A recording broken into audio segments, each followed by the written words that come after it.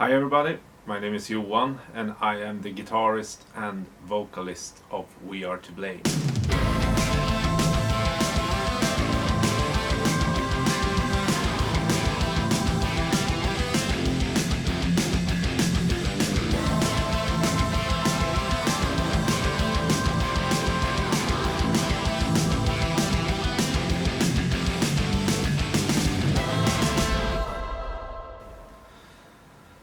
I'm currently 34 years old and I live in a small town called Gällivare in the north of Sweden, where I work as a music teacher, and I also run my own company where I run this recording studio right here and work as a freelance audio engineer.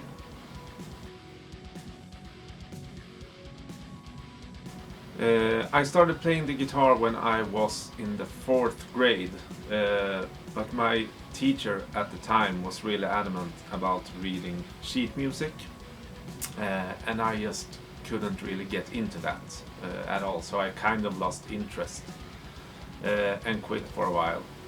A few years after that, I got a bass guitar from a relative of mine, so I kind of started to dabble around with that. I found that a little bit easier to just play like root notes and stuff than having to get into the whole sheet music thing.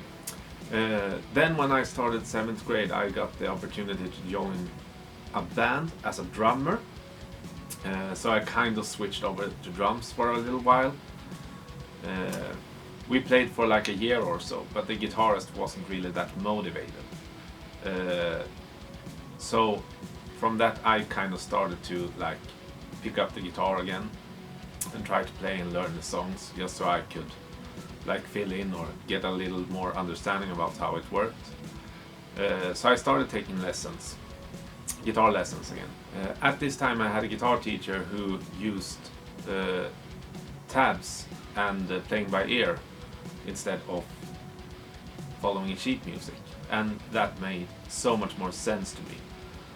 And I found a completely new way of relating to the guitar and a completely different joy out of playing guitar. So after I started working using those tools instead, I was hooked and I've played guitar ever since.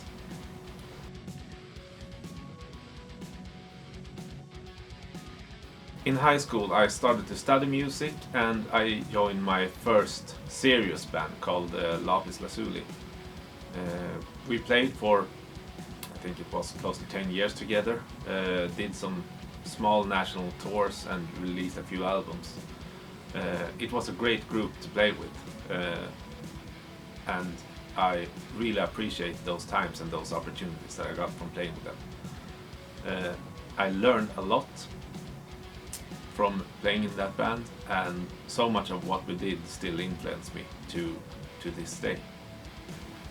Later on I started studying audio engineering and music production at a university here in Sweden, and at the same time I moved up here to Gällivare. At this time I was kind of into more like extreme types of metal, like death metal and stuff like that, and I got the chance to join this local band called Toxic Crypt as a vocalist. And this was the first time that I played in a band without having an instrument to hide behind. I've been a part of some bands where I played guitar and did growls, but in that case you still had like a guitar to hide behind. But in Toxic Crypt I only did the vocals, and it was kind of weird at first to try to step out being the frontman and using only my voice basically. But it was a great learning experience. I've taken away a lot from that. Our debut album was also the first like big production I did, recording and mixing and all that, so that was a big stepping stone for me as well, to kind of get my studio up and running and working more with music production.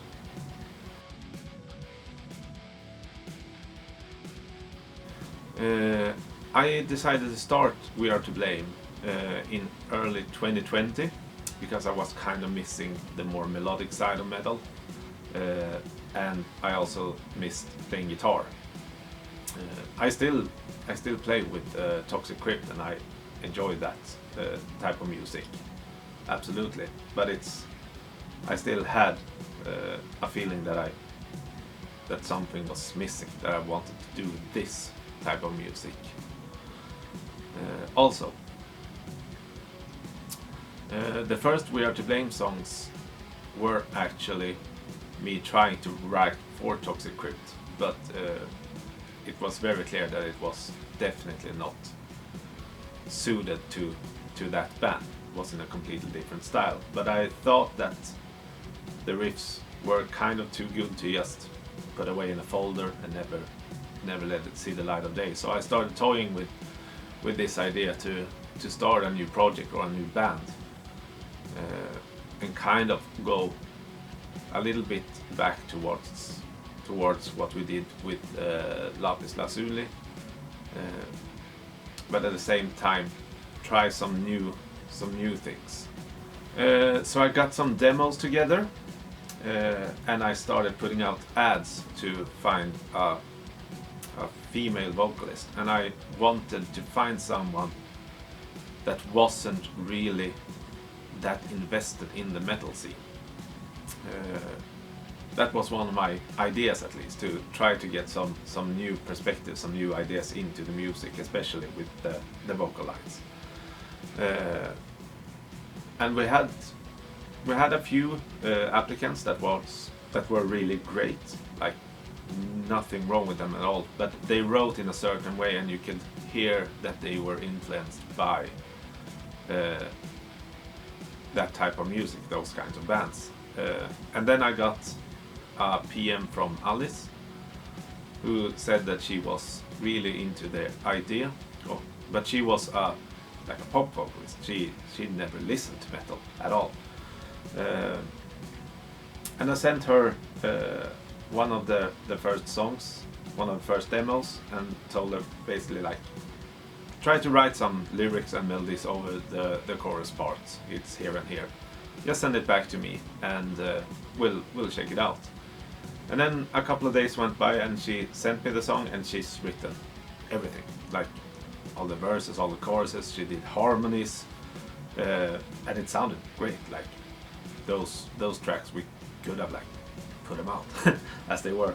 But yeah, when I heard Alice's demos, it was something different, something new to it, and she was writing like these melodies, these vocal lines that I wouldn't have thought of myself at that point in time. So when I heard that first demo, I kind of knew that she was the perfect fit for this particular project, and that's basically when We Are To Blame was born.